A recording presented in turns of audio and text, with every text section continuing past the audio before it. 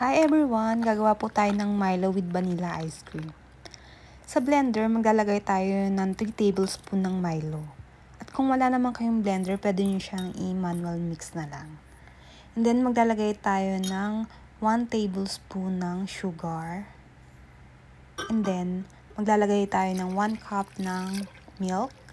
Ginamit ko po dito ay fresh milk. And then, maglalagay po tayo ng vanilla ice cream. Naglagay ako ng 2 tablespoon ng vanilla. Saka natin siya i-mix.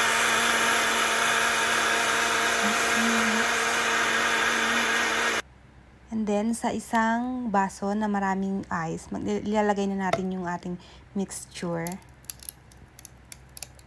Yan. Ilalagay natin lahat. Sobrang sarap nito. I-try nyo na rin sa mga bahay nyo.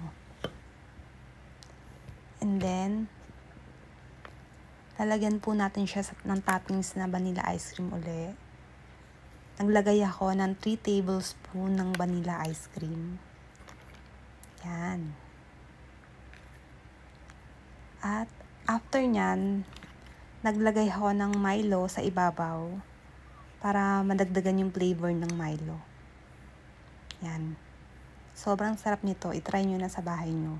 Sobrang mura pa ng nagastos ko. Then, after that, imimix nyo lang siya. Yan, para maghalo yung ice cream sa Milo. And then, pwede nang inumin. I-try nyo na po at sobrang sarap. Yun lang. Thank you for watching. Bye!